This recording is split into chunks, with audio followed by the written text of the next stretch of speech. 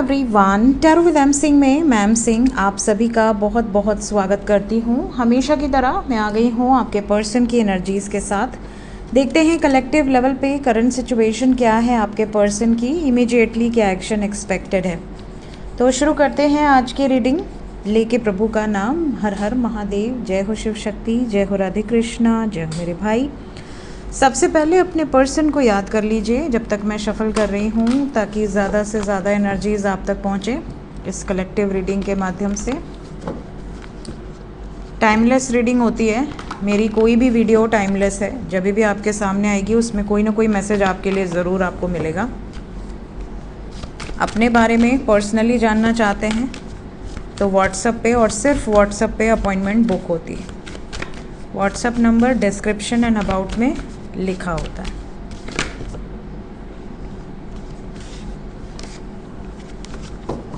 Please बताएं angels, मेरे viewers जिस भी व्यक्ति के बारे में सोच कर ये रीडिंग देख रहे हैं उस व्यक्ति की energy.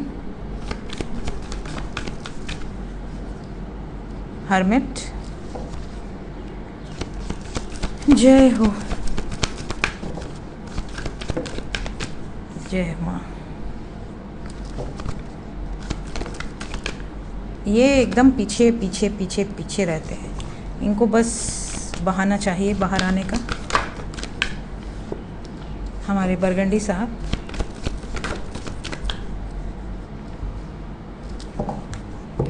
Bottom of the deck से है द फूल। क्या हालचाल है आपके? करेंगे, आपसे भी बात करेंगे, क्लैरिफाई करेंगे ईच एंड एवरी कार्ड को। सबसे पहले राशि बता देती हूँ। राशि यहाँ पर है कन्या राशि, मकर राशि, मीन राशि, कर्क राशि, सिंह राशि। आपके पार्टनर का सन साइन, मून साइन या असेंडेंट हो सकता है। एनर्जी की बात करें तो एनर्जी ऐसा है जैसे कि आपके पार्टनर बहुत लंबे समय के शांत एक सन्नाटे वाली एनर्जी से अब बाहर निकल रहे हैं। अगर आपके पार्टनर बहुत टाइम से साइलेंट रहे हैं, साइलेंट जोन में रहे हैं, बहुत चुप रहे हैं, बिल्कुल हाइड करके रखा था अपने सारे इमोशंस, फीलिंग्स, कोई एक्सप्रेशन नहीं था, तो सडनली अपने कोकून से बाहर आते हुए नज़र आ रहे हैं। आपको काफ़ी एक्सप्रेसिव देखने मिलेंगे और इनर सेल्फ की आवाज़ सुनकर कुछ निर्णय भी इन्होंने लिया है। लेट्स चेक कि ये इनर सेल्फ क्या कहा इन्हें, इनका इनर सेल्फ इनसे क्या चाहता है। हर्मिट, हर्मिट को क्लैरिफाई किया है 4 of wands with the fool. ये सोच समझ के अब शादी का फ़ैसला लेने वाले हैं। शादी की एनर्जी है, सोच समझ के लिया गया फ़ैसला है। ये बहुत जल्द शादी कर सकते हैं। चेंज, व्हील ऑफ फॉर्च्यून, अपनी डेस्टिनी को इन्होंने पूरी तरह से सरेंडर कर दिया है। जो प्रभु की इच्छा वही मेरी इच्छा। और हाई प्रीस्टेस, हाई प्रीस्टेस को क्लैरिफाई किया है कंट्रोल एंड कॉम्प्रोमाइज़। कुछ सिचुएशन में ये एडजस्टमेंट नहीं करेंगे, कॉम्प्रोमाइज़ नहीं करेंगे, एनर्जी इनके कंट्रोल में है। कई बार इनको बहुत कॉम्प्रोमाइज़ करने पड़े हैं लाइफ में, इन्होंने किया भी है, बट इस टाइम पीरियड में ये सिर्फ अपनी इनर सेल्फ की आवाज़ सुन रहे हैं। ये किसी भी लेवल पे कॉम्प्रोमाइज़ नहीं करेंगे। डेविल, अगर इनको कोई रोकने टोकने का प्रयास कर रहा है, कोई इनको कैद करके रखना चाह रहा है, तो डेविल यहाँ पे आउट ऑफ द बॉक्स जाकर निर्णय लेने की एनर्जी को दर्शा रहा है। तो ये इस कैद से बाहर निकलेंगे and we have got fighting. ये जिस भी कैद में हैं, चाहे लड़का हो लड़की हो, ये इस कैद से बाहर निकलेंगे। क्या इतना करेज है इनके अंदर? यस। 10 ऑफ पेंटिकल्स, ये कंप्लीशन तक जाना चाहते हैं और अब 10-10 पोर्टल आ रहा है, तो अब इस तरह की एनर्जी आपको रोज़ देखने मिलेगी। चैरियट, चैरियट को मैजिशियन ने क्लैरिफाई कर दिया। ये जो मैनिफेस्ट कर रहे हैं ये उसी दिशा में आगे बढ़ेंगे। कोई इनको ये नहीं कह सकता ज़बरदस्ती कि नहीं, जिस दिशा में हम कह रहे हैं उसी दिशा में आगे बढ़ो। क्या ये नई शुरुआत मेरे व्यूवर्स के साथ होगी? वी हैव एम्परर और इसके नीचे है डेथ, और यहाँ से फूल को थंडरबोल्ट ने क्लैरिफाई किया है with the lovers, with the source, flowering and dream. फूल एक नई शुरुआत है। सबसे पहले तो सेपरेशन एंड होगा। बहुत सारे लोग अपने लवर से सेपरेटेड हैं, नो कांटेक्ट में हैं, तो यहाँ आप दोनों के बीच का सेपरेशन एंड होता हुआ नज़र आ रहा है। इस वक्त आपके ही बारे में सोच रहे हैं। मेमोरीज़ ऑफ लव की एनर्जी है। आपके साथ बिताए गए हर लम्हों को बहुत ज़्यादा याद कर रहे हैं और ये अब इस रिलेशनशिप को फ्लरिश होता देखना चाहते हैं। ये इस रिलेशनशिप में अब कोई भी इंटरफेरेंस बर्दाश्त नहीं करेंगे। लवर्स के साथ थंडरबोल्ट क्यों आया है? Yes, celebration. ये मैंने आपके लिए कंफर्म किया है क्योंकि कई लोगों के मन में ये आ सकता है कि कहीं लवर्स के साथ तो टावर मोमेंट नहीं आएगा। इसको अगर आपकी जगह मैं होती और मैं देख रही होती तो मैं ये ज़रूर सोचती एक बार। तो मैं हमेशा इसीलिए क्वेश्चन करती हूँ कि आपके मन में अगर ये सवाल आएगा तो क्या इसको क्लैरिफाई करना चाहिए। तो इसको मैंने दोबारा क्लैरिफाई किया कि ये आपके लिए कोई बैड न्यूज़ तो नहीं है। So we have got celebration. नहीं, ये अपनी हैप्पीनेस को चुनेंगे और इनकी हैप्पीनेस आपसे जुड़ी है और ये चैरियट की एनर्जी है। ये 100% अपने प्रेम को प्रायोरिटाइज करते हुए नज़र आ रहे हैं।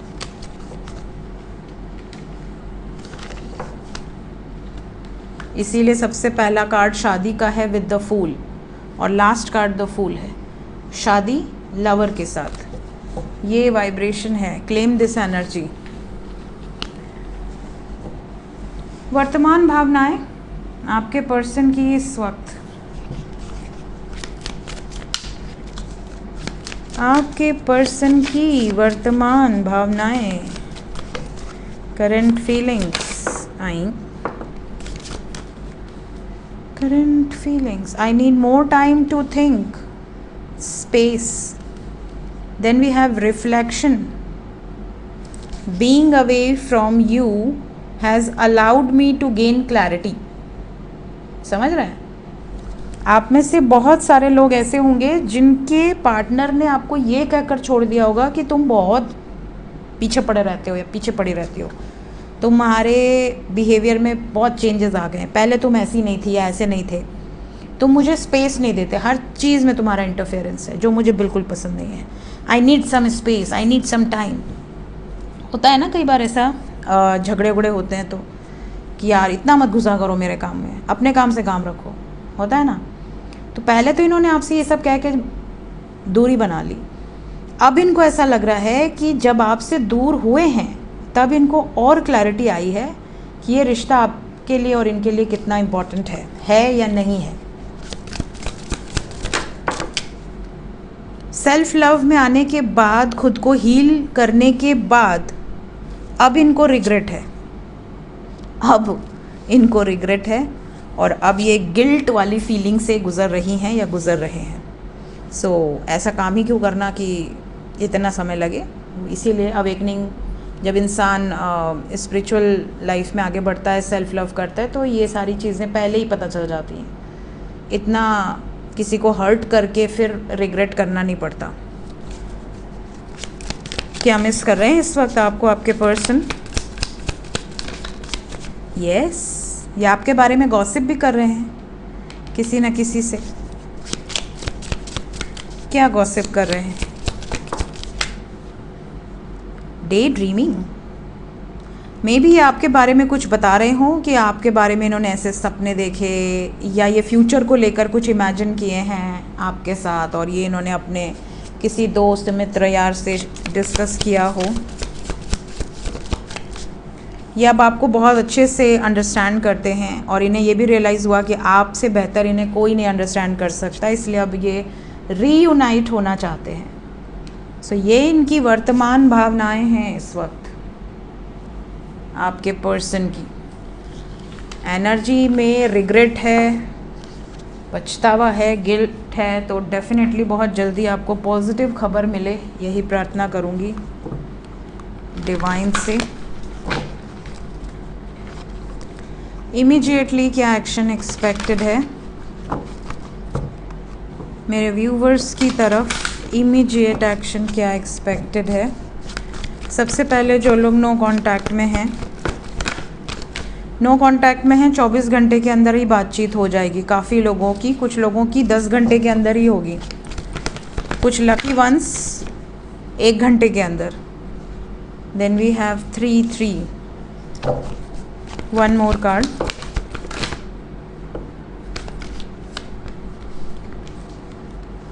आपके सब्र का फल आपको मिलने वाला है, यहाँ पॉजिटिविटी है। बहुत सारे लोगों को ये सब्र का फल यूनियन के रूप में मिलने वाला है। क्यों हार्ट एंड लॉस आया है नेक्स्ट एक्शन में? ये ऑब्स्टिकल्स एंड चैलेंजेस झेल के तकलीफ झेल के बहुत परेशान हो चुके हैं। Now it's time for celebration. ये अपनी लाइफ में आपको चाहते हैं और आपके साथ सेलिब्रेट करना चाहते हैं अपनी लाइफ को। यहाँ पे कर्मा बैलेंस है, बहुत सारे लोगों के पर्सन का कार्मिक अकाउंट क्लोज हुआ है। सॉलिट्यूड क्यों आया है नेक्स्ट एक्शन में? थर्ड पार्टी में रहते हुए भी ये सॉलिट्यूड में थे, अकेला फील करते थे। अब ये उस सिचुएशन से बाहर निकल गए हैं। बहुत सारे लोग जिनके पार्टनर थर्ड पार्टी में थे वो इस ट्रैप्ड सिचुएशन से बाहर आ चुके हैं। ये वाइब्रेशन है।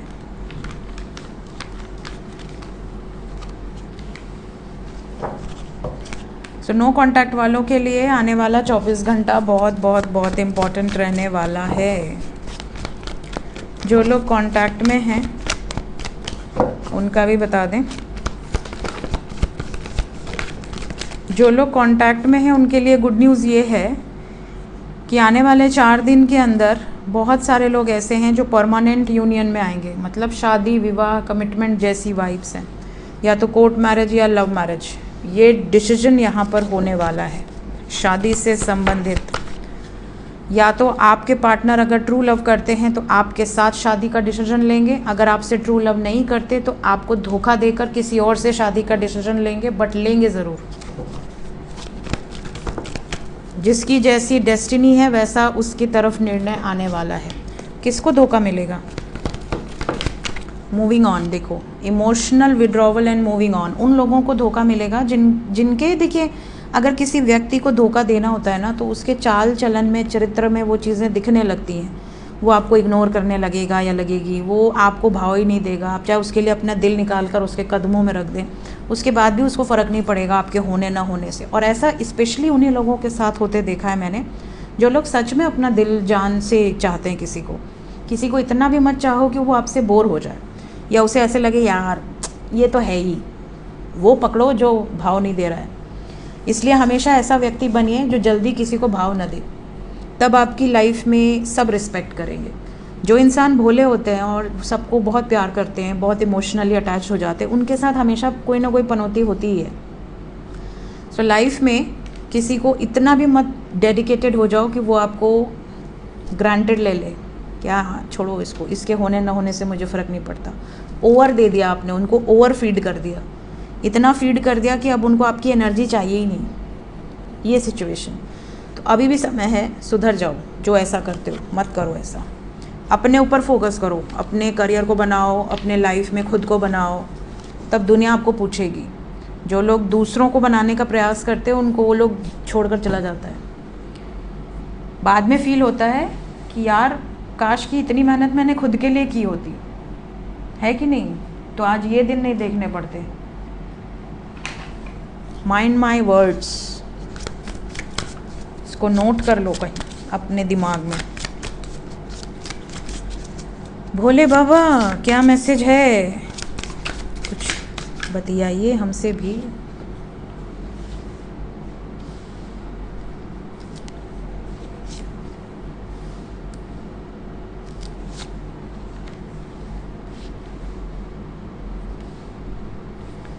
एंजल्स की तरफ से गाइडेड मैसेज आज हम भोलेनाथ की एनर्जी आप तक पहुंचाएंगे कि वो आपसे क्या कहना चाहते हैं। तो सबसे पहली चीज़ ओवरऑल जो सबसे ज़्यादा लोगों के लिए निकल कर आई है वो ये है कि अपने इमोशंस को कंट्रोल करो। We have emotional control. अभी मैं वही आपको बोल रही थी। Act practically instead of being emotional to handle the situation and well-being of people around you। मैंने कहा ना, बहुत इमोशनल हो गए तो धोखा ही मिलेगा। वहीं पे आप प्रैक्टिकल रहोगे तो झक मार के दुनिया आपके पीछे आएगी। क्यों? क्योंकि आपका पार्टनर देखो कितना प्रैक्टिकल है। आपका पार्टनर आपके इमोशंस में बहकर इमोशनल नहीं होता। आपका पार्टनर भागता है, रन करता है, तो आप क्या करते हो? आप उसको छोड़ तो नहीं देते हो, आप तो उसके पीछे पीछे पीछे पीछे भागते हो। वो जितना दूर जाना चाहेगी या जाना चाहेगा, आप उसके लिए वेट करोगे, उसके लिए प्रेयर्स करोगे, उसके लिए अफर्मेशंस करोगे। क्यों करोगे? वो तो नहीं कर रहा आपके लिए, बट आप फिर भी उसकी तरफ आकर्षित। तो ये यूनिवर्स का लॉ है। जिस चीज़ के पीछे भागोगे वो चीज़ आपसे भाग जाएगी, और जिस चीज़ को इग्नोर मार दोगे वो चीज़ झक मार के आपके पीछे आएगी। तो जो चीज़ आपको चाहिए लाइफ में, उसको ऐसा इग्नोर मारो कि वो वापस आए आपके पास।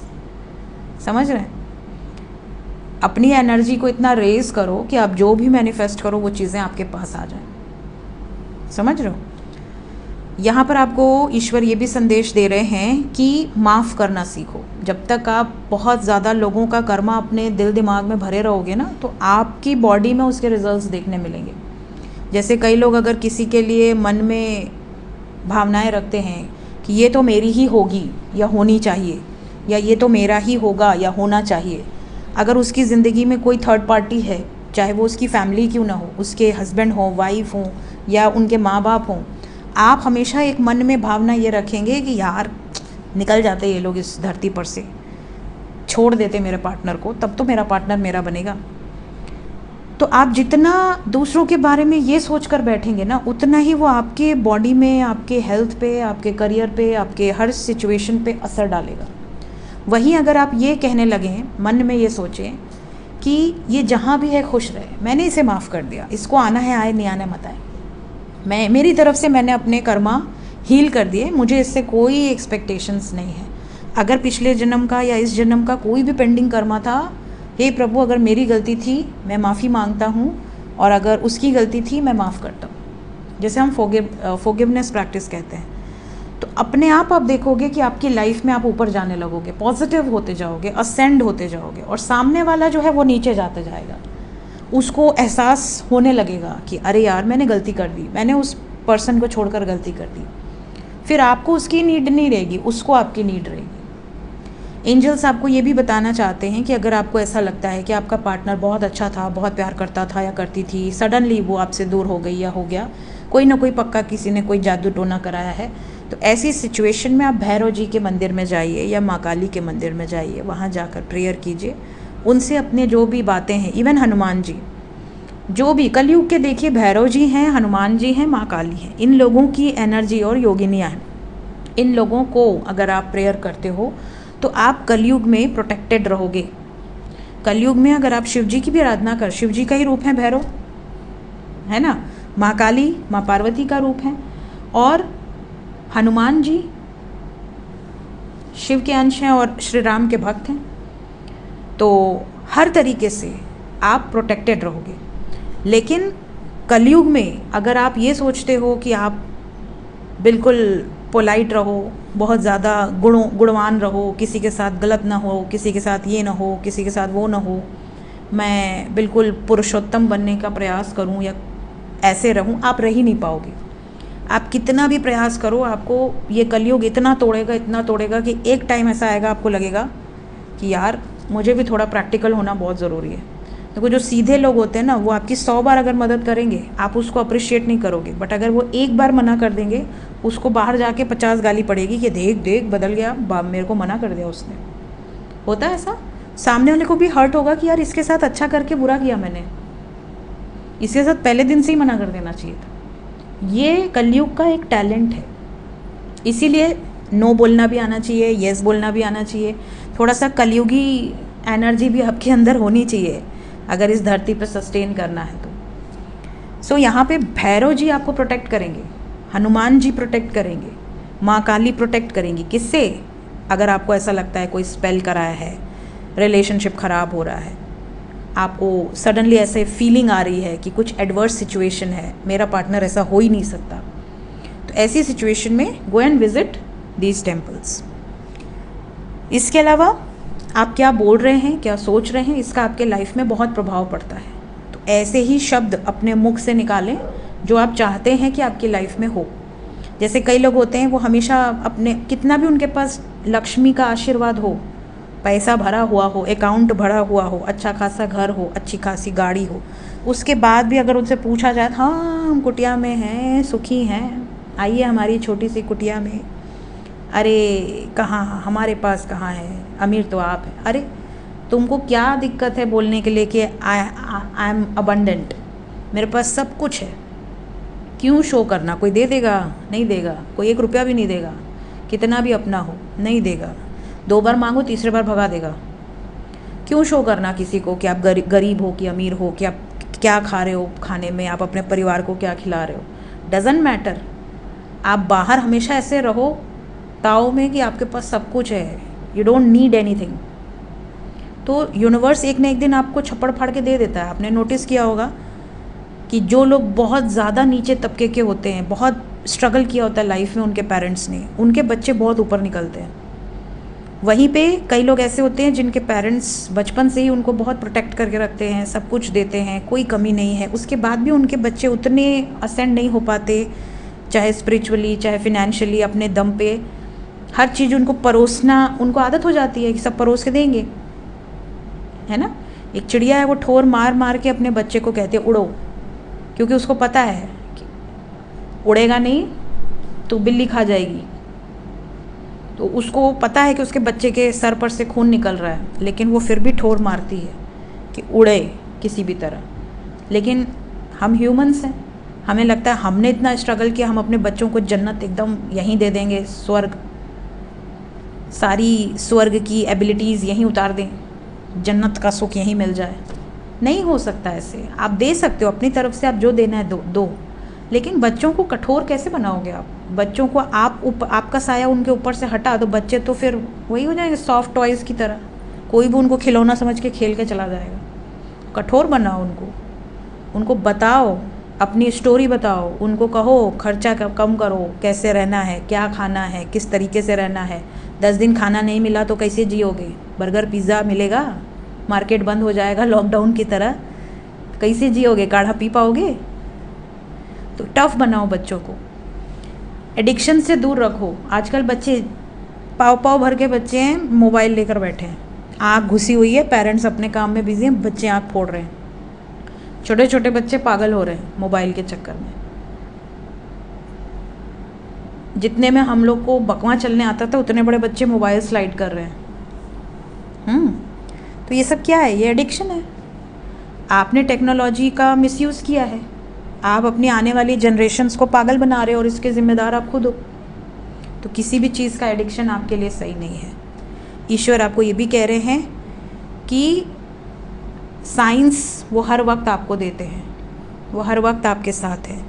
आप जो हवा, इतना पेड़ काटने के बाद भी, इतना पानी को नरक करने के बाद भी, गंदा करने के बाद भी आपको हवा आ रही है, सांस आ रही है, कोई भगवान से ये तो कंप्लेन नहीं कर रहा, प्रभु सांस नहीं आ रही है। सबको सांस आ रही है, अरबों लोग बैठे इस धरती पर, सांस सबको आ रही है। प्रभु अपनी तरफ से कोई कमी नहीं कर रहे, कमी हम खुद कर रहे हैं। तो एनर्जी फॉर्म में वो हर वक्त हमारे साथ है, चाहे हवा के रूप में, चाहे पानी के रूप में, चाहे सूर्य के रूप में, चाहे चंद्रमा के रूप में, पृथ्वी के रूप में, हर तरीके से। तो आप कैसे कह सकते हो कि ईश्वर नहीं है ना? तो ईश्वर आपके साथ हर वक्त है, आपको सिर्फ फील करने आना चाहिए। एंजल्स ये भी कह रहे हैं आपको कि डेडिकेटेड रहो। लोग डेडिकेटेड नहीं हैं। एक का हाथ थामो और उनको ऐसा थामो कि वो आपको छोड़ ना पाए। कई लोग ऐसे होते हैं ना जो ईश्वर में भी भेदभाव करते हैं, इनसे काम नहीं बना तो दूसरे के पास, दूसरे के मंदिर में गए, अरे उनसे मनौती पूरी हो जाएगी, उनके पास नहीं गए, चला उनके यहाँ, इनके यहाँ कुछ ना हुई, वो मंदिर का बड़ा बखान सुन ले है, उनके यहाँ जाओ। ये गलत है। आप सारे ईश्वर को एक मानो, है ना। ये वही बात हो गई कि कोई आपके पापा की डिसरिस्पेक्ट करके मम्मी के पास गया, सोचा मम्मी से काम निकल लेगा, या मम्मी से डिसरिस्पेक्ट करके बड़े भाई के पास गया और बड़े भाई से काम निकल लेगा। बड़े भाई से भी काम नहीं बना तो बड़े भाई के दोस्त से काम निकालते हैं, ये नहीं सही है। So dedication is very important. Shri Ram का नाम लेकर हनुमान जी बड़े बड़े काम कर लिए। वो उस समय भी श्री राम के ही भक्त थे, आज भी श्री राम के ही भक्त है। सो बनो तो हनुमान जी जैसा भक्त बनो, वरना ना बनो। सो ये थी गाइज आज की एनर्जी रीडिंग, कुछ गाइडेड मैसेजेस के साथ। मिलते हैं नेक्स्ट रीडिंग में। Till then take care, bye bye.